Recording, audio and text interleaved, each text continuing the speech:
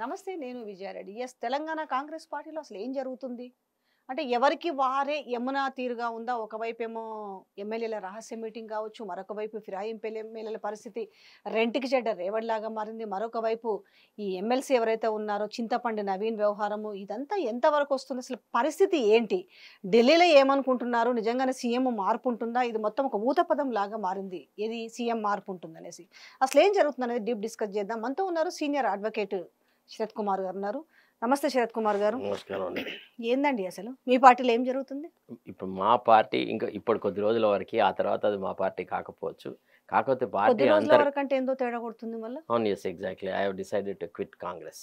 Why? ఇది ఒక సందర్భం. ఎందుకు? ఇక అది అంత కుక్కలు చింపిన విస్తరైంది. ఎట్లుంది, చెడిపోయింది, పాచిపోయిన అన్నం ఎవడు తింటాడు? ఎందుకు అసలు అట్లా? కాంగ్రెస్ అనేది తన భావజాల నుంచి దూరంగా పోయింది.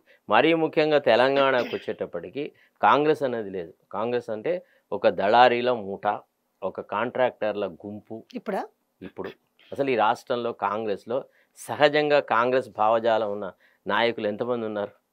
వీళ్ళలో ఎవరికి ప్రజల మీద ప్రేమాభిమానాలని, ఎవరు ప్రజలతో ముడిపడి ఉన్నారు, ఎవరు డైరెక్ట్గా తొడగొట్టి నేను ఫలానా నియోజకవర్గంలో ప్రతిసారి గెలిచినా అని చెప్పగలిగినవాడు ఎవడున్నాడు? వీళ్ళు గాలి వస్తే కొట్టుకుపోయే లైట్ వస్తువులు అనమాట. సో ఇట్లాంటి వాళ్ళతో ముడిపడి ఉండడం కానీ, ఇంత వంచనతో కూడినటువంటి ప్రభుత్వంతో ముడిపడి ఉండడం నాలాంటి స్వభావం ఉన్న వాళ్ళకి సరిపడదు. ఎందుకంటే ఇది ఒక కుటుంబ పాలన అని, అవినీతిలో కుమ్ముకుపోయినని, రకరకాల ఆరోపణలు, రకరకాల వ్యవహారాలు జరిపినారు. ఒకే కుటుంబం అభివృద్ధిలోకి వచ్చింది అనే మాట. సో ఇవన్నీ కాదని తెలుగు ప్రజలు ఏం చేసినారు? తెలంగాణ వాళ్ళు ఒక కాంగ్రెస్కు పట్టం కట్టినారు. అది కూడా ఏం ఆలోచించినారు? కాంగ్రెస్ ఇచ్చిన సోనియా గాంధీ ముఖం చూసి ఓటు వేసినారు. అంతేగాని ఈ చవటలను, ఈ దద్దమ్మల ముఖం చూసి కాదు కదా ఓట్లు వేసింది. వేసిన తర్వాత ఒక అభయహస్తం అని ఒక పెద్ద బ్రహ్మాండమైన రేవంత్ రెడ్డి ముఖం చూసి చేయలేదు. ఎవ్వడూ వేయలేదు. అసలు ఎవడు వేయలేదు. రేవంత్ రెడ్డికి సహజంగా తాను కాంగ్రెస్ పార్టీలో లేకపోతే ఆ కొడంగల్ సీటు కూడా రాదమ్మా. It's a fact. నేను మీకు చెప్తున్నాను కదా, చాలా చాలా అతి బలహీనమైనటువంటి వ్యక్తి. అలా ఎలా మాట్లాడతారు? లేకపోతే రేవంత్ రెడ్డిని ఇప్పుడు ఇంత నిష్ణాతులు, ఇప్పుడు ఉన్న సీనియర్లను కాదని, ఒక బట్టిని కాదని, ఒక ఉత్తమం కాదని, లేకపోతే ఒక పొన్నం కాదని, ఒక శ్రీధర్ బాబుని కాదని ఎందుకు సీఎం చేసి ఉంటారు? మరి ఆయన వచ్చిన తర్వాతనే 10 ఏళ్ల తర్వాత కాంగ్రెస్ మళ్ళీ వెలుగులోకి వచ్చింది ఏది తెలంగాణలో. అందుకనే 1.8% తేడాతోటి గెలిచిరు కదా అనేసి, ఆయన పాపం కష్టపడ్డాడనే కదా, ఇందరిని కాదనేసి ఆయన అది ఏంటంటే మీలాంటి జర్నలిస్టులు ఇచ్చినటువంటి ఒక హైప్ అనమాట. ఆయన వల్ల పర్సెప్షన్ చెప్తున్నా నేను. జర్నలిస్ట్ పర్సెప్షన్ కూడా కాదు, హైకమాండ్ పర్సెప్షన్ కాదు. మేడం ఇక్కడ కాంగ్రెస్ లోపల ఇప్పుడు మనం ఫర్ ఎగ్జాంపుల్ ఒక పెద్ద కమర్షియల్ ఎస్టాబ్లిష్మెంట్ పెట్టుకున్నాం, ఒక షాపింగ్ కాంప్లెక్స్ పెట్టుకున్నాం. మనం ఏం చేస్తామమ్మా? కలెక్షన్కి ఎవరిని పెట్టుకుంటాం? పిహెచ్డి చేసిన పెట్టుకుంటావా? డబ్బులు అందరి దగ్గర వసూలు చేసుకొని రావాలి కదా. రెంటు గింటు అక్కడిక్కడ డబ్బులు, ఈడ డబ్బులు ఎవడో ఒకరిని పెట్టుకుంటాం కదా. So collection agent, can he become the manager or owner? చెప్పండి ఒక మాట. వాడి వల్లనే ఈ మొత్తం కమర్షియల్ ఎస్టాబ్లిష్మెంట్ డెవలప్ అయిందని మనం చెప్పొచ్చా? Is a collection agent for Congress. What Congress ideology he's got? అని ఎట్లా బేసికల్లీ కాంగ్రెస్కు అనుకూలము, కాంగ్రెస్ యొక్క పురోభివృద్ధిని కాంక్షించే వ్యక్తి అని ఎవడు పర్సీవ్ చేస్తాడు చెప్పండి? ఆయన కాంగ్రెస్లో పుట్టాడా? ఆయన తాత ముత్తాతలలో ఎవడైనా కాంగ్రెస్లో ఉన్నాడా? లేదా ఆయన రాజకీయ అరంగేట్రం కాంగ్రెస్లో జరిగిందా? ఆయనే కాంగ్రెస్ను తిడుతూ హాఫ్ హిజ్ లైఫ్ ఈ స్పెంట్ క్రిటిసైజింగ్ కాంగ్రెస్. కాంగ్రెస్లో ఏ నాయకుడిని రేవంత్ రెడ్డి తిట్టలేదో నాకు చెప్పండి మీరు. అట్లాంటి వ్యక్తికి పట్టం కట్టినప్పుడే కాంగ్రెస్ యొక్క ప్రభుత్వము ఏ రకంగా పరిపాలన సాగుతుంది అనే విషయం మీరు గుర్తించాల్సింది. మీరు నమ్ముతారో నమ్మరు, నేను తీన్మార్ మల్లన్న చాలా చోట్లలో ఆయన స్టార్ క్యాంపెయిన్ అయిన తర్వాత సరసార్ మీరు రావాలి అని అంటే మేము ఆయనతో పాటుగా చాలా నియోజకవర్గాల్లో తిరిగినాను.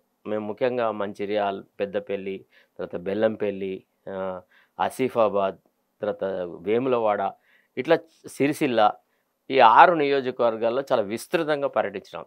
ఒకసారి నేను మల్లన్న ఇద్దరం ప్రచారం చేసి వాపసు వస్తున్నప్పుడు మల్లన్నకు డౌట్ వచ్చింది. ఏమని? సార్ కాంగ్రెస్ ప్రభుత్వం వస్తుంది సార్, రాకుంటే మన బతికేంది అని అన్నాడు.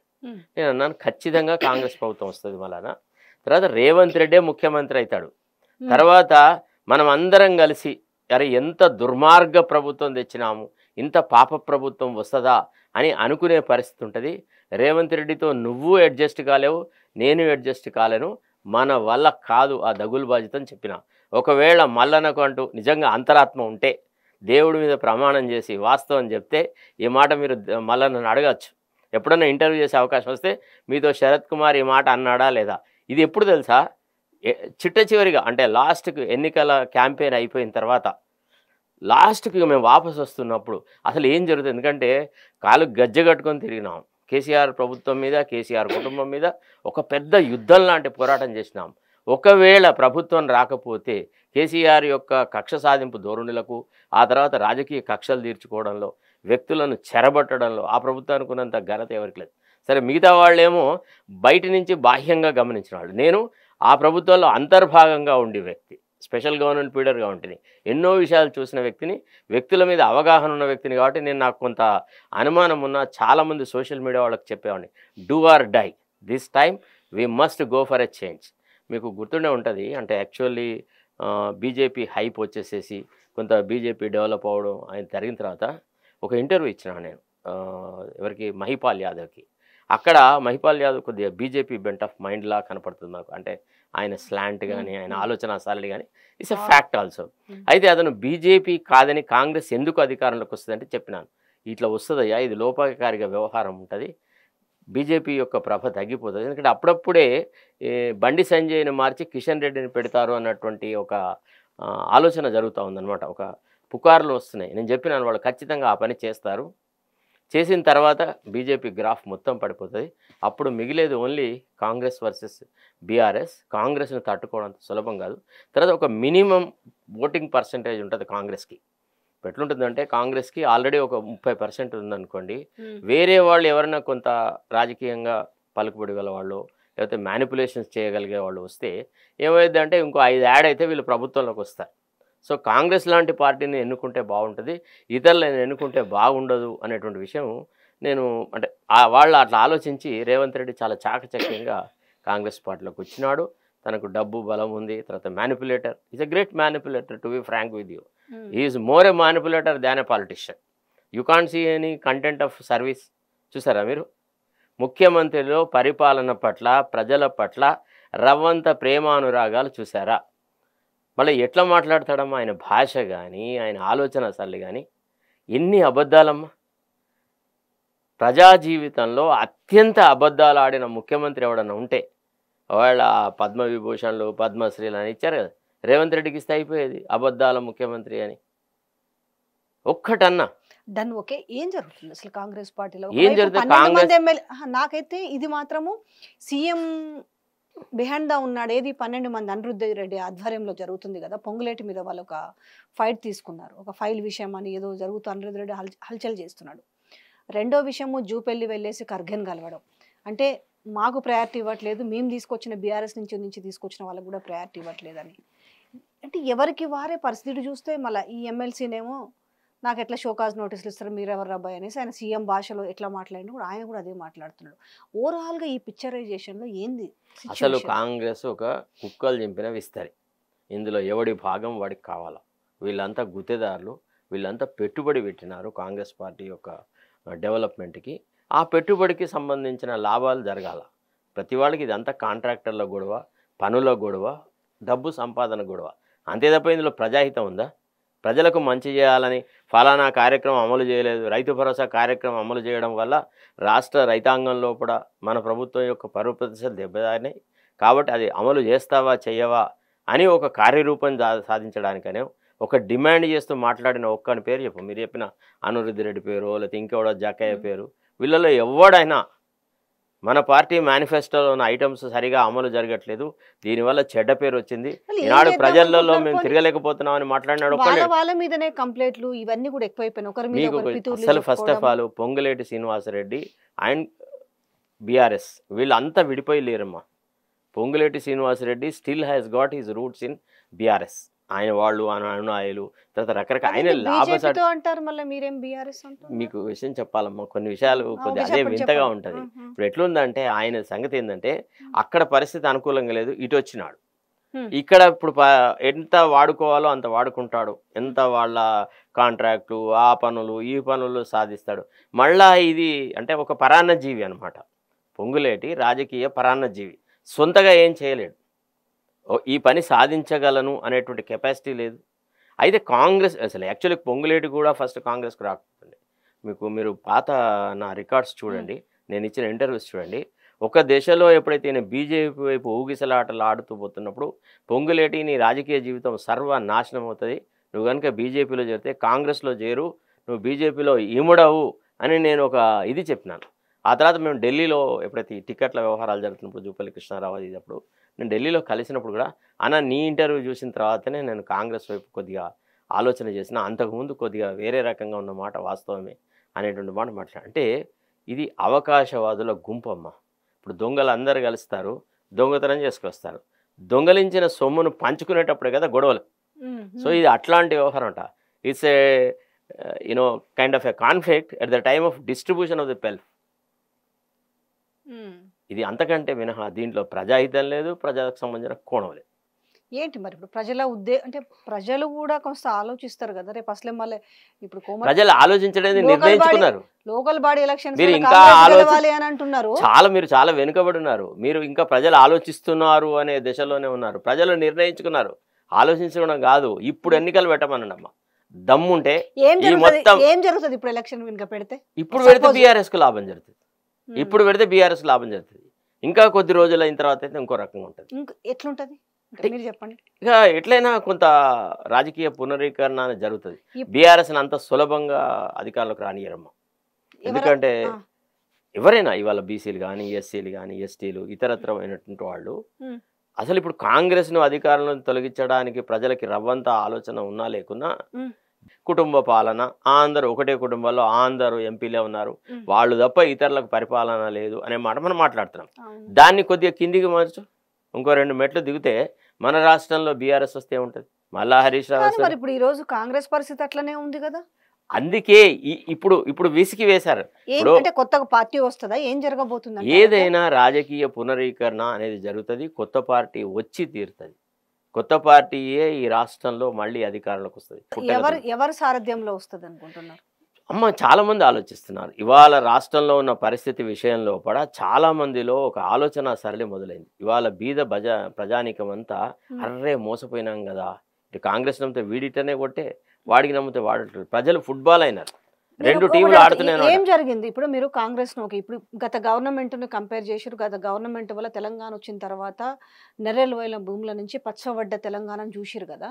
సరే, నేను ఆ స్థాయికి పోవట్లేదు అంటే భూ కబ్జాలు అవి పక్కన పెడితే, పేదలకి, బలహీన వర్గాలకి కానీ మంచి పదవులు అనే ఆస్పెక్ట్ పక్కన పెడదాం. ఫస్ట్ రాజకీయం పదవులు అనేది పక్కన పెడితే, నిజంగా 14కి ముందు 14 తర్వాత తెలంగాణ అంటే నిజంగా బాగుందా? వాళ్ళ నీళ్లు కావచ్చు, కరెంటు కావచ్చు, నిజంగా బతుకులు అట్లనే ఉన్నాయా, మారలేదా? నేను రాజకీయంగా చెప్పట్లే, మళ్ళీ రైట్. మీరు అడిగారు, నేను దానికి సమాధానం చెప్తా. ఇప్పుడు మన బాబు 12 ఏళ్ల వయసులో ఉన్నాడమ్మా. 3 ఏళ్ళు కలిస్తే 15 ఏళ్ళు వస్తే వాడి మూతికి మీసాలు వస్తాయా రావా? వాడి ముఖ కవళికలో కొంత మార్పు వస్తారు. ఇది ప్రకృతి సిద్ధంగా వచ్చే మార్పు. ఇది మనం తెస్తే వచ్చిన మార్పు అని కాదు. ఎంతో కొంత మార్పు లేకపోతే ఒక ఉద్యమ పార్టీగా మొదటి టర్మ్ లోపల కేసీఆర్కి భయం ఉండేది. రేపు సమాజంలో ఏం సమస్యలు వస్తాయో ఉద్యమ పార్టీ ఒకటే రకంగా చేస్తే నడవదని. తర్వాత కేసీఆర్ చాలా క్షుద్రపు ఆలోచనలు చేస్తున్నారు. కాంగ్రెస్లో ఉన్నటువంటి ఈ చవటలతో పోలిస్తే వీళ్ళందరికంటే ఈజ్ ఎ వైట్ స్టాలియన్. అతను ఉచ్చైశ్రవమే, దాన్ని కాదని ఎవరు అనరు. ఉన్న పరిజ్ఞానం వరకు ఒకటి అడుగుతా. ఇప్పుడు కాంగ్రెస్ పార్టీ కుటుంబం దోచుకుంది, కుటుంబం అని అన్నారు. ఈ రోజున్న దేశంలో ఉన్న బీజేపీ పక్కన పెడితే కాంగ్రెస్ పార్టీ ఆ కుటుంబం చేతిలోనే ఉంది కదా. ఒక విషయం అమ్మా, నా పరిజ్ఞానం వరకే అడుగుతాను. ఒక విషయము, మీరు ఒక జర్నలిస్టు, మీకు ఏ పార్టీతో సంబంధం లేదు కదా. లేదు, మీరు బీజేపీ కాదు, బీఆర్ఎస్ కాదు, కాంగ్రెస్, మీరు ఒక ఇండిపెండెంట్ కదా, నేను ఒక న్యాయవాదిని కదా, నేను అంతో కొంత కాంగ్రెస్ పార్టీలో ఒక సభ్యుని కదా, నేను కొంత సానుభూతి అయితే కాంగ్రెస్ పార్టీలో ఉండాలి కదా.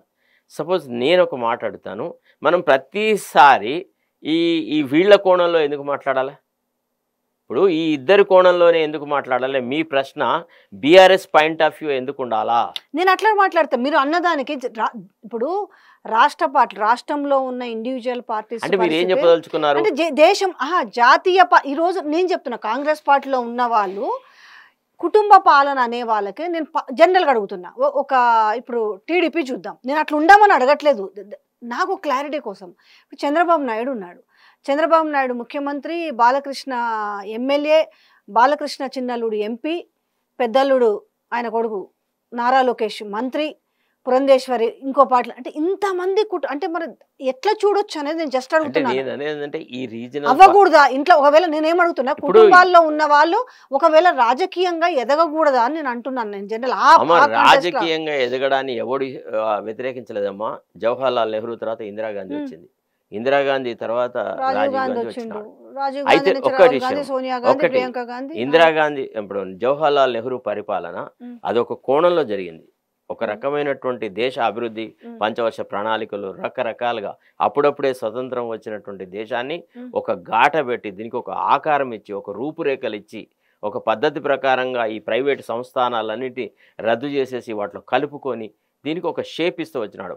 పంచవర్ష ప్రణాళికలు అనేది ఎంత గొప్ప ఆర్థికమైన నీతి అమ్మ.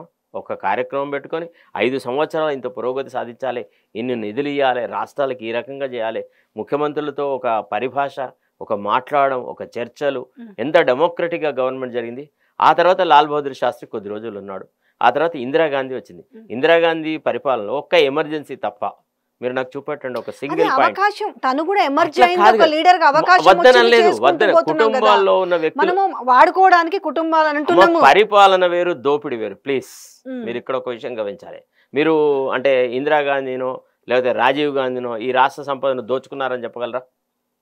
రాష్ట్ర సంపదలో అంటే వాళ్ళకున్న సంపాదన, ఇప్పుడు ఆనంద్ భవన్ ఉంది, దాన్ని ఇవాళ మనం అలహాబాద్లో వాడుతున్నటువంటి ఆ స్వరూపరాణి హాస్పిటల్ తర్వాత ఇతరత్రము ఇవన్నీ వాళ్ళు ఇచ్చినాయి కదా. వాళ్ళ సంపాదనను వాళ్ళు దేశానికి అర్పించినారు. బీఆర్ఎస్ దోచుకుంది అంటున్నారు కదా. ఎస్ కదా. మరి ఈ రోజు ప్రభుత్వం ఎవరిది ఉంది? కాంగ్రెస్ పార్టీ ప్రభుత్వం ఉంది కదా. నిజంగా ప్రభుత్వ భూములు అంటే ప్రజల ఆస్తి, ప్రజల ఆస్తిని నిజంగా దోచుకుని దాచుకుంటే ఎందుకు ఈ ప్రభుత్వం ఏం చేస్తుంది అంటున్నా. మీరు ఒక విషయం చెప్తున్నా, వీళ్ళు వాళ్ళు భాగస్వాములేనమ్మా. ఇది పాలు పంచుకునే వాళ్ళ దొంగల సముదాయం. కొందరు ఇటైనారు, కొందరు అటైనారు. మళ్ళీ రేపటి రోజున ముఖ్యమంత్రి ఉన్నాడు కదా, ముఖ్యమంత్రి కుటుంబం ఏం చేస్తుంది ఈ రోజు? ముఖ్యమంత్రి బ్రదర్స్ ఏం చేస్తున్నారు? మీరు ఆ ప్రశ్న ఎందుకు వేయరు? వద్దు అంతవరకు కాదు. ఇది ఎందుకు తీస్తలేరు అంటున్నారు. దోచుకొని దాచుకుంటే దాన్ని ఎందుకు వెలికి తీస్తలేడు ముఖ్యమంత్రి? చెయ్యరమ్మా. ఇప్పుడు ఎవరైతే అందరికీ ఏకైక లక్ష్యం ఏంది? ఈ అమాయక ప్రజలను దోచుకోవడం తప్ప ప్రజాసేవన వీళ్ళు ఇవ్వడమ్మా. సేవ చేసి వచ్చిన వాళ్ళు ఎవరు? నేను అడుగుతాను, 2014 కంటే ముందు, జాగృతి సంస్థ కంటే ముందు కవిత ఆస్తులు ఎంత? నేను మీ ద్వారా రిక్వెస్ట్ చేస్తున్నా, ఎప్పుడన్నా ఒకసారి కవిత ఇంటికి ఒక హోమ్ టూర్ చేద్దామా? సార్ నేను ఏమన్నాను తెలుసా, అందుకే నేను ఏదైతే నిజమే నేను కూడా అంటా, నాట్ ఈవెన్ ద కవిత, ఇవాళ ఉన్న కాంగ్రెస్ పార్టీలో రాజకీయ నాయకులు కావచ్చు, బీజేపీలో ఉన్న వాళ్ళు కావచ్చు, ఇక్కడ రింగురు అనుకుంటే తిరుగులో ఏ లీడర్ల ఆస్తి కూడా పాపం ప్రజలు ఇట్లనే ఉన్నారు, నాలాంటి వాళ్ళు ఇట్లనే ఉన్నాము, లీడర్లు ఎదిగారు, నేను కూడా ఒప్పుకుంటా. కానీ ప్రభుత్వం 2 టర్ములు ఇప్పుడు మనకు ఊర్లలో పల్లెటూళ్ళలో ఒక నానుడు ఉంటుంది, దంచేవాడు బుక్కుతాడు అని. వీడు దంచుకుంటూ బుక్కితే మనకు అభ్యంతరం లేదు, వీడు జోలు కట్టుకొని పోతున్నందుకు నేను ఏమంటున్నా, ఇది ఇప్పుడు ప్రభుత్వం ఉంది కదా. నేను ఏమంటున్నా, ముఖ్యమంత్రి ఈ రోజు తొడలు కొట్టి సవాల్ చేస్తున్నప్పుడు ఇప్పుడు మనము రాజకీయ వాళ్ళకంటే పెద్ద దొంగ ఇతనమ్మా. మీరు చాలా పొరపాటు పడుతున్నారు. వాళ్ళకన్నా కనీసం కొంత ఉద్యమ చరిత్ర ఉంది, ప్రజలతో ముడిపడి ఉన్న వాళ్ళు ఉన్నారు, వాళ్ళలో ఎంతో కొంత భయం ఉన్నది. ఎందుకంటే వాళ్ళ కులపోళ్ళకి అంత మెజారిటీ లేదు, గుప్పెడు మంది దొరలు. వాళ్ళు ఏం చేయగలరు? దోచుకుంటే గవర్నమెంట్ ఇస్తే లాగుతుంది అనే భయాన్ని క్రియేట్ చేయలేని పరిస్థితి ఉంటే ఎట్లా? ఒక విషయం విన్నారా లేదా? సపోజ్ ఒకవేళ అంటే మన రేవంత్ రెడ్డి పరిభాష మాట్లాడుకుందాం, పద్మనాయకులు, రెడ్లు అని చెప్పినాడు కదా, ఆ భాష చెప్తాడు కదా. ఆ ప్రకారంగా ఆలోచిస్తే వెలుమ వాళ్ళ సామాజిక వర్గం ఎంత అమ్మా? ఒక గుప్పాడు, దోషాడు బాగా, అంటే నా దృష్టిలో అయితే పిరికెడే. సరే కాదు అంటే దోషాడు అనుకుందాం. వీళ్ళకు రెడ్ల సాయం లేకుంటే వాళ్ళు దోచుకోగలుగుతారా? రెడ్లు ఎమ్మెల్యేలు ఎవరైతే ఉన్నారో ఆనాడు కనుక ఎదురు తిరిగి nothing what is this nonsense, మీరే దోచుకుంటున్నారు అని అంటే వాళ్ళు ఏలగదా? లేదు. వాళ్ళు ఏం చేసినారు? ఆ దోచుకోవడం లోపల కొంతమంది రెడ్లతోని పంచుకొని ఆ రకంగా అరే మనం ఇద్దరం కలిసి దోచుకుందామని ఆ పార్టీలో ఉన్నటువంటి రెడ్డి నాయకులు, ఆ పార్టీలో ఉన్నటువంటి దొరలు ఎంత దోచుకోవాలంత దోచుకున్నారు. అందులో కొందరు దొంగలు వచ్చి ఇక్కడ చేరినారు. వీళ్లకు పరిపాలన, అరే అమ్మ గన్ని రోజులు వాళ్లే దోచుకున్నారు, మనకు అవకాశమే దొరకలేదు, ఇప్పుడు మనకు అవకాశం దొరికింది మనం దోచుకుందాం. ఇప్పుడు ఆ దోచుకున్న దొంగల మీద కనుక ఏదైనా చర్యలు తీసుకుంటే రేపు వీడు దోచుకున్న వాళ్ళ మీద వాడు చర్యలు తీసుకుంటాడు కదా. ఎందుకు? రోజు అరుద్దాం, ఇష్టం వచ్చినట్టు విమర్శలు చేద్దాం, కానీ ఏం చర్యలు సరే తీసుకోవాలి? మీ పర్సెప్షన్ లో ఇప్పుడు కాంగ్రెస్ పార్టీలో ఉన్న వాళ్ళు దొంగలు కావచ్చు, బీఆర్ఎస్ లో కావచ్చు, ఇప్పుడు బీసీలో రాజ్యం కావాలి, బీసీలో పర్సంటేజ్ ఎక్కువ ఉంది కాబట్టి ఆల్రెడీ కులగణన నివేదికలో గొడవలు అవుతున్నాయి, కొట్టుకొని అసలు చేస్తున్నారు. కుల జనగణన అలానే- పెద్ద బిగ్ ఫార్స్. అయితే ఇప్పుడు ఆ కులగణన మీద నేను బీసీలకు పెద్దగా ఉంటా అన్న వ్యక్తి కూడా ఇవాళ ఏముండ నాకు ఎవడు పెద్దగా ఉంటాడు? చెప్తున్న వ్యక్తి నేను ఎవడు suppose ఎవడు బీసీలకు పెద్దగా ఉంటాడు? ఇప్పుడు ఏ ఆ పార్టీలో ఉన్న రాబందులలో ఎమ్మెల్సీ ఆ ఆ? పార్టీలో ఉన్న ఎమ్మెల్సీనే ఇప్పుడు అందరినీ కూడగట్టేసి ఆ. ఇవాళ నేను తప్పనట్లే పెట్టొచ్చు. అయితే నాకు ఛాయ్ పైసలు కావాలి అన్న వ్యక్తి ఇవాళ మరి కోట్లకు పడగలెత్తితేనేమో దాని గురించి ఎట్లా రాజకీయాల్లో ఉండి వీళ్ళు దోచుకున్నారు, మరి వీళ్ళు ఏం దోచుకొని ఈ రోజు కోట్లకు అధిపతి అయ్యారు అసలు? ఒక విషయం చెప్పన్నా, వ్యక్తిగతమైన విమర్శ నేను చెయ్య. నేను మీరు నా వ్యక్తిగతం ప్రశ్న కాదు. అడిగే కారణం ఏంటంటే నేను ఒకప్పుడు ఆయనతో కలిసి పనిచేస్తున్నాను. చి, చి, చి. No, no, no, no, no. Right, అంటే exactly. అందులో ఆయన కూడా పబ్లిక్ లో భాగం, ప్రజా ప్రతినిధి కాబట్టి మాట్లాడుతున్నాను నేను అంతే. ఎగ్జాక్ట్లీ. నేను ఒక విషయం చెప్తున్నాను, మీరు అంటే ఎవరో కొంతమంది ఆయనలాగా ఇతర పార్టీలలో ఉండి నా మాట దోచుకోవడం కూడా కాదు, వ్యక్తిగత మీరు- వాళ్ళు ఏమన్నా సంపాదించిన మీరు ఇట్లాంటి వాళ్ళు నిజంగా ప్రాబ్లం ఒకటి అడుగుతా, ఆ. ఇట్లాంటి వాళ్ళు ఇప్పుడు బీసీలందరినీ నేను ఐక్యం చేసి మేము బీసీ అంటే ఏంటిది బిగ్ క్లాస్, బీసీలు అంటే ఏంది మీరు బిచ్చం వేస్తారా అదేస్తారా అని చెప్పి ఇవాళ మళ్ళా కూడా దీన్నొక వేదికగా మలుచుకొని మళ్ళా స్వార్థ రాజకీయాలకి తెర లేపుతున్నారా అనేది క్వశ్చన్. నన్ను కరెక్ట్ గా సమాధానం చెప్పండి. చెప్పేసానే మాట్లాడతా, చెప్పండి. లేకపోతే లేదు. చెప్పండి. ఇప్పుడు ఈ బీసీల ఈ వ్యవహారం అంతా జరుగుతుంది కదా, ఉమ్. ఇందులో ఉన్న వాళ్ళు స్టేజ్ మీద కూర్చున్న వాళ్ళందరూ ఎవరమ్మా? వాళ్ళ పొలిటికల్ బ్యాక్గ్రౌండ్ ఏంది, వాళ్ళ చరిత్ర ఏంది చెప్పండి. అక్కడ దోపిడి ముక్కలతో ఉన్నారు, ఇక్కడ దోపిడి ముక్కలతో కలిసినారు, వీళ్ళు అంత చేసినారు. ఇప్పుడు బీసీ ఉద్యమం అనగానే మన బీఆర్ఎస్కు సంబంధించిన మధుసూదనాచారి, శ్రీనివాస గౌడు, వాడు వీడు అందరు జమ అవుతారు. ఓకేనా? కాంగ్రెస్లో ఉన్నటువంటి వాళ్ళు కొందరు, తర్వాత బీఆర్ఎస్లో ఉండి భంగపడిపోయిన వాళ్ళు కొందరు, ఇట్లా రాజకీయంగా అంటే దోచుకోవడానికి అవకాశాలు లేని కొంతమంది కలిసి ఏదో ఒక కొత్త నాటకాన్ని తెర మీద తీసుకొచ్చినారు తప్ప బీసీల సంక్షేమం ఇందులో ముడిపడి ఉందంటారా మీరు? వీళ్ళు చేస్తున్న పెడబొబ్బలలో బీసీల గురించి ఆలోచన ఉందా? ఒకవేళ నిజంగా బీసీల యొక్క అభ్యున్నతికే వీళ్ళు కట్టుబడి ఉంటే త్యాగం చేయాలమ్మా. ప్రజల తరఫున ప్రజాకోణంలో ఎన్నడూ మాట్లాడినారు. ఎప్పుడైతే రైతు బంధు రావట్లేదు అని అంటే రైతు బంధు అడిగినా చెప్పుచ్చుకోగొట్టమన్నాడు. మీరు చెప్పే ప్రముఖుడే ఏం మాట్లాడినాడు? రైతు బంధు అడిగితే చెప్పుతో కొట్టండి అన్నాడు. నేను చెప్తున్నాను ఇవాళ మీరు ఒక్క మాట ప్రజాకోణంలో ఆలోచిద్దాం. మనం రైతు బంధు వేస్తే ఈ రాష్ట్రంలో ఉన్న రైతులలో 70% మంది బీసీలు కాదా? అవునా కాదా? ఇది ప్రజాహితమైన కార్యక్రమే కదా, ఇది ప్రజలకు ఇచ్చిన వాగ్దానమే కదా, ఇది అభయహస్తంలో ఒక ముఖ్యమైన భాగం కదా. ఎన్నడూ అభయహస్తంలో ఉన్నటువంటి అంశాలను అమలు పరచండి అని ఆయన ఎన్నడన్నా మాట్లాడంగా మీరు విన్నారా? లేదు. 2500 మహిళలకు ఇస్తా అన్నాం, ఇవ్వట్లేదు ముఖ్యమంత్రి, ఇది ఇవ్వండి అని ఎన్నడన్నా ఆయన ఒక రిక్వెస్ట్ చేసినట్టుగా, లేదా శాసనసభలోనో ఎక్కడన్నా శాసన మండలిలోనో లేకపోతే వాళ్ళ పార్టీ మీటింగ్లలో ఫలానా ఆయన ఇట్లా మాట్లాడినారని విన్నామా? యువకులకు ఉపాధి అవకాశాల విషయంలో కూడా ఒక్కనాడు మాట్లాడినట్టు విన్నామా? చెప్పండి. ఇప్పుడు ఒకవేళ నిరుద్యోగ భృతి ఇస్తే 70% మంది నిరుద్యోగులు ఎవరమ్మా? బీసీ ఎస్సీ ఎస్టీల వాళ్ళు కాదా? వాళ్ళకు మేలు జరగదా? అది ఎందుకు అడగలేదమ్మా? ఇప్పుడు రాజకీయంగా అధికారం కోసమని మేమంతా ఏకత్రం కావాలి అది ఇది అనేటువంటి మాటలు మాట్లాడుతున్న వాళ్ళు ప్రజాహితమైన కార్యక్రమాలకు ఒక నిరాహార దీక్ష చేసినారా? లేకపోతే ఒక ప్రజా ఆందోళన చేసినారా? ప్రజా ఉద్యమం చేసినారా? ఎన్నిసార్లమ్మా ఒక్కనాడన్నా ఏదన్నా ఒక మాట మీద కట్టుబడి ఉన్న సందర్భం మీరు చూసినారా? చెప్పండి. ఫలానా విషయంలో కూడా ఫలానా ఆయన ఈ మాట మీద కట్టుబడి ఉన్నాడు, ఈయనకు రాజకీయంగా నిబద్ధత ఉంది, ఈయన ఈ రాజకీయమైన దృక్కోణంలో వచ్చినాడు అని చెప్పగలరా మీరు? ఆయన లెఫ్టిస్టా, రైటిస్టా, లేకపోతే సెంట్రిస్టా?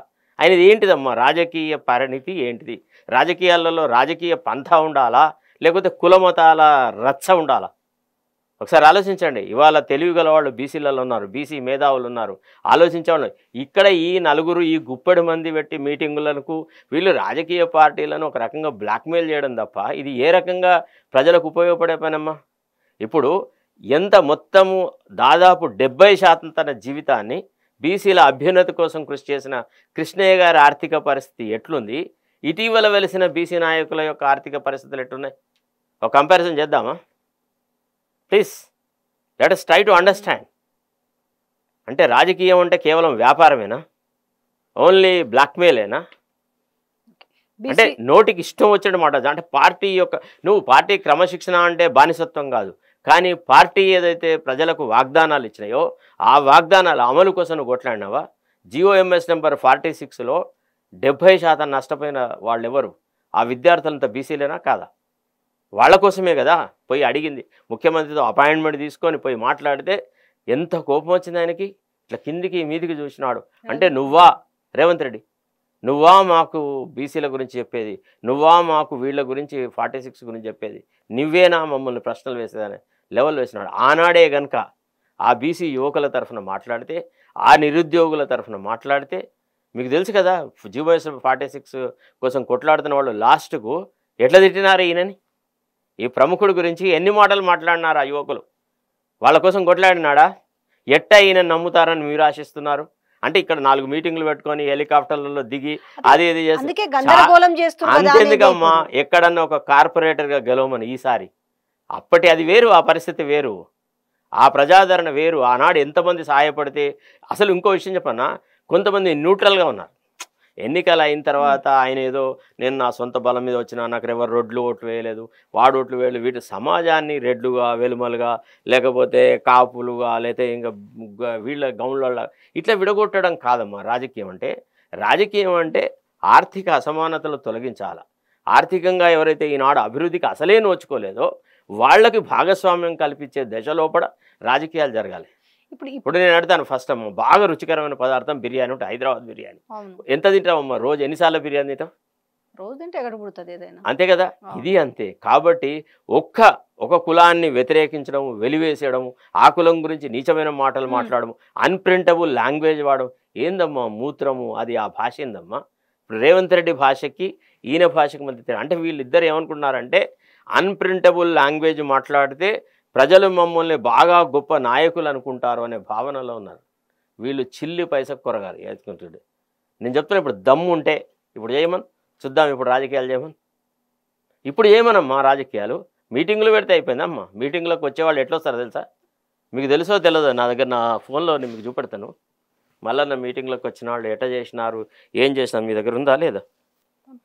కానీ ఇప్పుడు నేను మీకు చూపెడితే ఎవరే వ్యక్తులైతే నాకు పంచుకున్నారో మళ్ళీ వాళ్ళను మీరు రచ్చకెడిస్తారేమోనని నా భయం.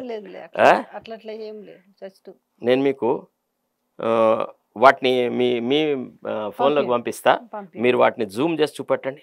ఏదైతే ఇప్పుడు కుల గణన నివేదిక ఉందో, ఇప్పుడు మన దట్స్ ఎ బిగ్ ఫార్స్. నేను మీకు ఈ విషయము 20 రోజుల క్రితం చెప్పిన. కుల గణన అనేది కేవలము ఒక కంటి తుడుపు చర్య. బీసీల యొక్క అభ్యున్నతిని దృష్టిలో పెట్టుకొని నిజంగా బీసీ జనాభా ఎంత ఉంది అని పరిశీలించేటువంటి చిత్తశుద్ధి రేవంత్ రెడ్డికి లేదు.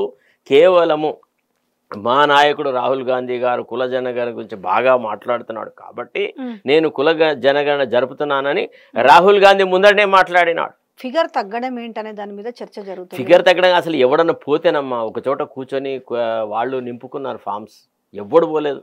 ఎంతమంది దగ్గరికి మేము రకరకాల వాళ్ళతోని ప్రజలతో ముడిపడి ఉన్నాం కదా, ఎవరి దగ్గర ఏ రకమైన కుల జనగణన జరగదు. నేను ఇవాళ కాదు ఎన్నడో అన్నాను. కాకపోతే వీళ్ళు ఏం చేసినారు, మళ్ళీ ఈ కులతత్వపు రాజకీయాలు మొదలెట్టాడు. వీడు బాపనోడు, వీడెందుకు మా బీసీల గురించి మాట్లాడతాడు అని ఒక పెద్ద రచ్చ, ఒక రకమైన విమర్శలు.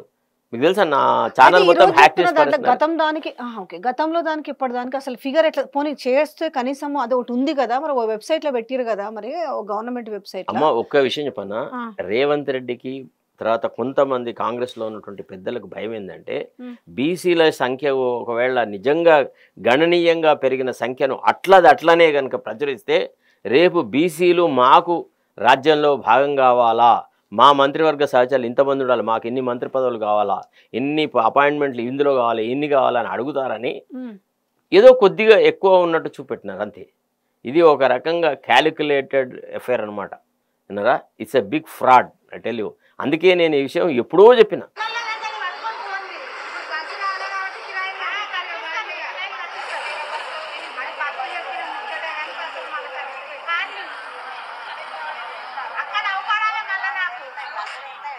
దీనికి బీసీ సభలకు తీసుకొచ్చేది కూడా సేమ్ మళ్ళీ ఇదే.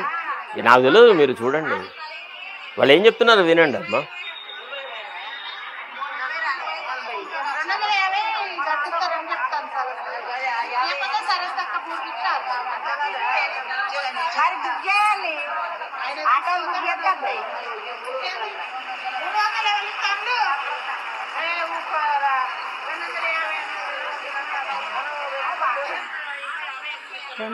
300 అవి బస్సులేంది ఆటో ఏం తేడా ఉంది? బస్ అదే ఇప్పుడు అదే వాళ్ళు పెట్టుబడి పెడుతున్నారు రాజకీయాల్లో, వీళ్ళు పెట్టుబడి పెడుతున్నారు, ఇంకేముందమ్మా. ఇది అంతా ఒక వ్యక్తి తన వ్యక్తిగత ప్రతిష్ట పెంచుకోవడానికని ఆడిడ అందరి దగ్గర జమ చేసుకొని రకరకాలుగా ఖర్చు పెట్టి, మేము వద్దని అనము. బీసీల రాజ్యాధికారాన్ని నేను 110% సపోర్ట్ చేస్తున్నా. నాడు నేడు ఎప్పుడు నేను బీసీల తరఫున జరిగిన వన్ డే సకల జనుల సర్వే జరిగింది కదా, దాంట్లో అక్యురేట్ గా ఉంది అనుకుంటున్నారా? ఒక విషయం చెప్పనా, దీనితో పోలిస్తే సకల జనుల survey 50% better than this. 50% better. ఒక రకంగా కేసీఆర్ కూడా ఊహించలేదు ఈ సమగ్ర కుటుంబ సర్వేలో ఇట్లాంటి స్టట్లింగ్ ఫ్యాక్ట్స్ వస్తాయని, ఇట్లా ఆశ్చర్యకరమైన పరిణామాలు జరుగుతాయని ఆయన కూడా ఊహించలేదు. ఆయన ఊహించి ఉంటే, అంటే ఇప్పుడు ఎంతైతే దోపిడీలో తర్వాత ప్రజలను వంచడంలో కాంగ్రెస్ వాళ్లకున్నంత అనుభవం కేసీఆర్కి లేదు పాపం. రైట్ ఆర్ రాంగ్, ఏదో ఉద్యమకారుడు, ఉద్యమం చేసినాడు, చుట్టుపక్కల అందరూ ప్రజలతో పూర్తి సన్నిహిత సంబంధాలు ఉన్న వాళ్ళు ఉన్నారు. సో వాళ్ళు ఇమీడియట్గా దొంగతనం చేస్తా అంటే ఒప్పుకుంటారా? పర్సన్ అయితే పాలసీస్ అన్ని చేస్తుంటారు కదా, అన్ని ప్రజలకు ఏం పాలసీస్ అంటే ప్రజలకు అన్ని ఇచ్చినవి నాకు అందుతున్నాయా? క్వశ్చన్ చెప్పు, సమిష్టిగా ఆలోచన చేసి తీసుకొచ్చిన పాలసీ ఏంది? ఏ పాలసీ మీద సమిష్టిగా ఆలోచన జరిగింది? అంతా ఆయనకు దోచింది. ఒకటి అడుగుతానండి, ఓకే మీరు చెప్పిన దాన్ని నేను సరే ఓకే, కానీ ఏం మార్పులు రావాలి? ఇప్పుడు కొత్త సపోజ్ ఇంకొక పార్టీ వచ్చింది అనుకో, ఆ పార్టీ ఎట్లుండాలి, వాళ్ళు ఎట్లుండాలి, అసలు ఇంకా ప్రజలకి ఏం కావాలి, ఏం చేస్తారని ఎక్స్పెక్ట్ చేస్తారు చెప్పండి. ఒక ప్రిమాచ్యూర్ జంక్చర్లో ఈ విషయాలు మనం మాట్లాడకూడదు. ఎందుకంటే ప్రజల దగ్గర రెండు రకాల అనుభవాలు ఉన్నాయి. ఒక దోపిడీ మూక, ఒక కుటుంబము రాష్ట్ర సంపదను కొల్లగొట్టిన విధానము, 10 సంవత్సరాల వాళ్ళ పాలన, తర్వాత తెలంగాణ ఉద్యమంలో పార్టిసిపేట్ అయినాము, తెలంగాణ ఉద్యమాన్ని లీడ్ చేసినాము అనే ఒక కారణం ఒకళ్ళ వైపు ఉంది.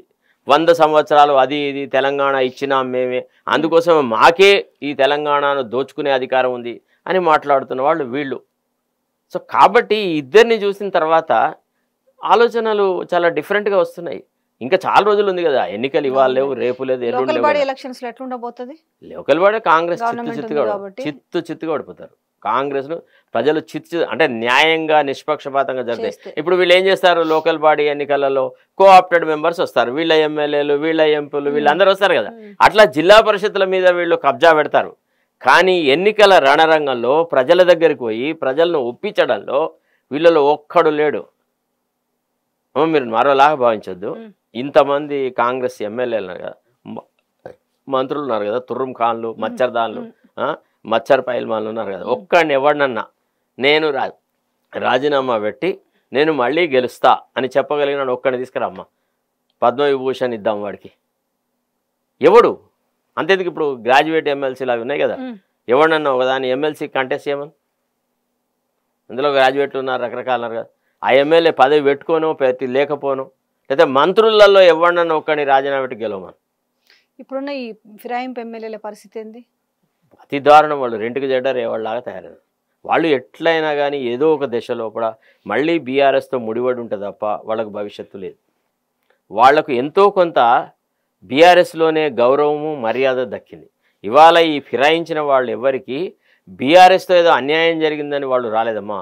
కాంగ్రెస్లోకి వస్తే ఇంకా ఏదో గొప్ప, అంటే అక్కడ 50 రూపాయలు వస్తే ఇక్కడ 100 రూపాయలు సంపాదించుకోవచ్చు అని ఆలోచనతో వచ్చిన వాళ్ళు తప్ప వీళ్ళకి ఏమి పెద్ద కొంత యూటర్న్ పాలసీ ఎందుకు కొంత అగ్రెసివ్ గా మాట్లాడుతున్నాడు ఇప్పుడు.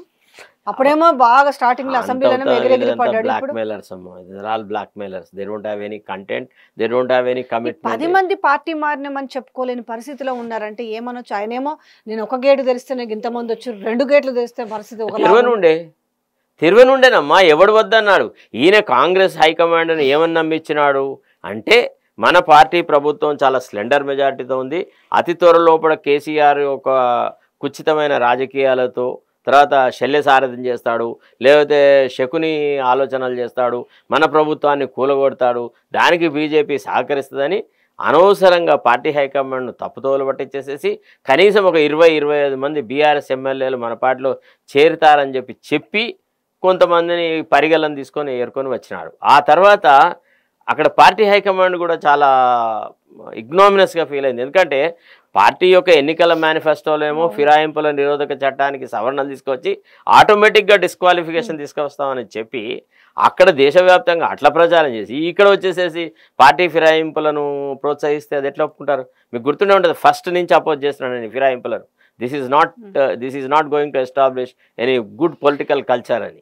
వస్తుందా ఇప్పుడు ఏమైనా అనర్హత వేటు పడి బై ఎలక్షన్స్ వచ్చే అవకాశం ఉంటుందా? చూడాలి. ఇప్పుడు మరి సుప్రీంకోర్టు ఎట్లా రియాక్ట్ అవుతుంది అనే దాని మీద ఆధారపడుతుంది. తర్వాత ఇంకోటి ఏంటంటే స్పీకర్ పదవిని కూడా చాలా దిగజార్చినారమ్మా. స్పీకర్ని ఆ ప్రశ్న ఈనాడు సుప్రీంకోర్టు అడిగిందంటే నిజంగా మోరల్ కంటెంట్ ఉండే, రవ్వంతన్న ఆత్మాభిమానం ఉండి సంఘంలో గౌరవం ఉన్నదైతే ఆ స్పీకర్ రాజీనామా చేయాలి ఆ ప్రశ్న అడిగినందుకు. నీకు ఎంతకాలం కావాలి, what you mean by reasonable period అని అన్నందుకు ఆ మాట అన్న తర్వాత ఇక అంతకంటే అభిశంసన ఇంకేదైనా ఉంటుందా? ఒక ఇండిపెండెంట్గా ఉండేటువంటి స్పీకర్ను, ఒక సావరిన్ పవర్స్ను అనుభవించేటువంటి స్పీకర్ను what do you understand by, what do you mean by reasonable period, how long do you want, is it a full term like in Maharashtra అని అడిగినారు. అవును, వాళ్ళు అడిగినారు ఏంది మహారాష్ట్ర ముగిసే వరకు కూడా మీరు ఇట్లాగే మీకు టైం కావాలనే మాటని. ఇక ఇంతకంటే ఏమైనా ఉందా చెప్పండి? ఇంతకంటే అవమానం ఏదైనా ఉందా? ఒక ముఖ్యమంత్రి పోయి పార్లమెంట్ సుప్రీంకోర్టులో నాకు క్షమాభిక్ష అడిగినాడు, అపాలజీ అడిగి అఫిడవిట్ వేసినారా? ఈ ప్రభుత్వంలో ఎవరిని కోర్టు ముట్టకాయలు పెట్టలేదు చెప్పండి. వీళ్ళకు సిగ్గు ఎగ్గు లేదా రాజకీయాల్లో కొన్ని విలువలు ఇట్లాంటివి ఏమైనా ఉన్నాయమ్మా? సార్ కంక్లూజన్ ఈ వాట్ అబౌట్ ద బీజేపీ ఇప్పుడైతే స్తబ్దుగా ఉంది, సైలెంట్ గా ఉంది. బీజేపీకి తెలంగాణలో కష్టం అమ్మా. అంటే వాళ్ళు ఏదో అనుకుంటున్నారు కదా 2028లో అనేది. No Telangana is different state all together. అంటే మన దగ్గర భూ పోరాటాలు అవి ఇవి కమ్యూనిస్టుల ప్రాబల్యము, తర్వాత ప్రోగ్రెసివ్ సొసైటీ, మన దగ్గరికి మతతత్వ పార్టీలు చీఫ్ మారిస్తే ఏదో ఉంటది అనేది అంత అవుతుంది. రేవంత్ రెడ్డిని మారిస్తే ఇంకా కాంగ్రెస్ ఏమైనా ఇంప్రూవ్ అయ్యే అవకాశాలు ఉంటాయి. కానీ మారుస్తుందా? మార్చాలి, వాళ్ళ పార్టీని వాళ్ళు మనగలగాలి, పార్టీ స్థిరంగా ఉండాలనుకుంటే 14 నెలలకి ఈ పరిస్థితి ఉంటే ఇంకా 34 నెలల దినదిన గండం, 36 నెలలు ఇంకా దినదిన గండం నూరేళ్ళ ఆశలాగా లాక్క రావాల్సిందేనా? అంతే. రోజు ఎట్లా అంటే ఒక అంటే బక్కని ప్రాణం ఏమనిపిస్తుంది అంటే రేవంత్ రెడ్డి ఉంటేనే మంచిగా ఉంటది, ప్రజలకు ఒక ఇంకా మంచి డెసిషన్ తీసుకునే అవకాశం వస్తుందేమో అనేసి కూడా. ఏ డెసిషన్ మీ దృష్టిలో? అంటే ఇంకా మనం అంటే అమలు చేసే డెసిషన్ చెప్పండి, ఒట్టిగా ఆచరణ యోగ్యంగా. ఇప్పుడు 4th సిటీ డెసిషన్, మూసి మొత్తం కంప్లీట్ గా గంగా జలం లాగా తయారు, ఇట్లాంటి డెసిషన్ చెప్పదు. ఆచరణ యోగ్యమైనవి, ఆచరించేటివి, ఆచరణలో పెట్టేది ఒక్క డెసిషన్. ఏది జరగదు కాబట్టి అరే మనం కాస్త ఈసారన్న మన చేతుల్లో ఉంది ఓటు వేసేటప్పుడు అనేసి వాళ్ళ ఆలోచన అంతా ఒకటే, మళ్ళీ వచ్చేదా లేదు, ఇప్పుడు ఎంత దొరికితే అంత దోచుకోవాలి, అంత దోపిడీ చేయాలి. అంత అయితే పెద్దపల్లి ఎమ్మెల్యే గురించి మాకు ఒకటి కావాలండి. వాళ్ళు ఎవరో ధర్నా చేస్తే మా వాళ్ళు చింతకుంట రమణారావు, విజయ రమణారావు. సో మా మిర్రర్ టీవీ పైన కేసు పెట్టారు, అలాగే ప్రతినిధి పైన కూడా కేసు పెట్టారు. చూపించినందుకు ఏం ఏంటంటే నా దురదృష్టం, నా ఎదవ కోసం ప్రచారం చేస్తున్నా అక్కడ. చెప్పండి. ఆయన నేను మాట్లాడిన ఫోన్లో ఏంది అసలు ఏంది అని అంటే, నేను ఈ 30 సంవత్సరాల నా రాజకీయ జీవితంలో నేను కడిగిన ముత్యాన్ని, నేను కడిగిన ఆనిముత్యాన్ని. 30 సంవత్సరాల రాజకీయ జీవితంలో ఎవడు ఇట్లా లైట్లు పెట్టి, ఇప్పుడు నన్ను ఇంటర్వ్యూ చేస్తే మీరు ఇన్ని లైట్లు పెట్టినారు నా మీద, ఎక్కడ ఏ మరక ఉన్నా బయటపడే అంత లైట్ వేసినారు. ఆయన ఎక్కడో తెరమరుగు ఉండి ఆయన ఎవడు పట్టించుకోలేదు కాబట్టి ఆయన రాజకీయ జీవితం గురించి ఎవరికి ఆలోచన లేదు. మనం ఒకసారి పరీక్ష పెట్టి ఎక్స్రే తీస్తే చాలా వెళ్తాయి. ఏమైనా నిజంగానేనా? ఏమి అసలు మీద కబ్జానే లేదా అసలు? ఎందుకు లేవమ్మా రాజకీయాలలో అంత అవుతుంది. దోపిడికి అలవాటు పడ్డ దూరాలట వదిలెట్టినారా అమ్మ? గద్దలు ఏం తిని బతుకుతాయమ్మా మాంసం తినకుంటే? ప్లీజ్ ఒక మాట, ఏం తిని బతుకుతాయి? అన్ని రాజకీయ గద్దలు. అంత శరం అంటాం కదా తెలంగాణలో, అంటే ఒక మాట అనేసరికి శరం వచ్చినట్టుగా ప్రజలు అన్నది తీసుకొచ్చి మేము పెట్టినాం. అంటే పెద్దపల్లి ఎమ్మెల్యే కబ్జా అన్నప్పుడు ఎందుకు అంత పబ్లిక్ ఇమేజ్ అనేది ఒకటి ఉంది. అబ్బా ఈయన ఫలానా అంటే ఇంతకంటే ఎక్కువ దుర్మార్గులను చూసినప్పుడు మనకు వీళ్ళు చేసేది ఎంత పోనీలే, రాజకీయం అంటే అవినీతే, ఇక ఈ గీత చేసుకోవడం రాజకీయాల నుండి గంత ఖర్చు పెట్టినాడు కదా, గంత మందికి డబ్బులు వంచి ఎలక్ట్ అయినాడు కదా, మరి పెంచిన డబ్బు ఏడనో సంపాదిస్తారని ఒక లెవెల్ ఆఫ్ కరప్షన్ని ప్రజలు యాక్సెప్ట్ చేసినారు. వీళ్ళు ఏంటంటే 10 times more than the usual level of corruption. అట్లా చేసినప్పుడే వీళ్ళ మీద ప్రజల నుంచి వ్యతిరేకత వస్తుంది. ఇప్పుడు ఒక దేవాలయం కట్టించినారు, ఆ దేవాలయంకి ఒక కాంపౌండ్ వాల్ ఉంది, కట్టించిన ఆయన పేరుంది, ఆయన పేరుని ఎందుకు గులగొట్టాలమ్మా? నువ్వు ఏం చెయ్యవు నీ మనుషులతోని ఆయనను చెరబట్టడం ఎందుకు? రాజకీయంగా అంటే ఇప్పుడు రాజకీయాల లోపల అంటే డెమోక్రసీలో ప్రతిపక్షం అనేది ఒకటి ఉంటుందా ఉండదా? ప్రతిపక్షం లేని ప్రభుత్వాలు ఉంటాయా? అవును. నీకు అంత టాలరెన్స్ లేదు అని అన్నప్పుడు ఏ రకంగా how you are a public representative? So ఏంటంటే ఇప్పుడు గుమ్మడికాయ దొంగ భుజాలు తనుకున్నట్టు మా మీద కేసు పెట్టిండు అంతే అంతే కదా. అవుతుంది. తెలుసా అందులో అన్ని ఆర్డర్లు తెచ్చుకుంది నేనే వేసిన కేసు వాడి తరఫున శ్రీనివాస్. అటేసారు కదా మా పైన మా ఛానల్ పైన పెట్టారు. ఎంత అవుతుంది నిలబడేదా సచ్చేది? ఒట్టిగా అట్లా బెదిరింపులు, బ్లాక్మెయిల్ టాక్టిక్స్ అంతకంటే ఇంకా భయపడే పరిస్థితిలో ఉన్నామా? ఇంకా ఆ రోజులు పోలేదా? అవుతుంది. మరి ఇంకా ఎమ్మెల్యేలు మీడియా మీద కేసులు పెడితే ఇంకా భయపడే రోజులు ఇంకా ఉన్నాయంటారా? వాళ్ళు ఇంకా అదే భ్రమలో ఉంటున్నారు. ఏదో రకంగా అంటే ఇప్పుడు నయానా భయానా దారి తెచ్చుకోవడం, లేదంటే మీరు భయపడరు అని అంటే ఇంకో రకంగా దగ్గరికి రావడం. ఇది ఇంతే. వీళ్ళు ఎట్లుందంటే ఏముందిలే ఇప్పుడు మనం దోచుకొచ్చింది అంతా మన ఇంటికి ఎందుకు, కొంత వంచి పెడదాం, అందరిలో కొంతమంది సంతృప్తి పరుద్దాం అనేటువంటి ఆలోచన. అంటే వాళ్ళ దృష్టిలో పత్రికల వాళ్ళు అంటే ఇట్లా బిస్కెట్లు వారేస్తే వచ్చాయి. అదేలే ఆ అభిప్రాయంతో ఆ అభిప్రాయంతో. థ్యాంక్ యూ సో మచ్ అండి. Thank you.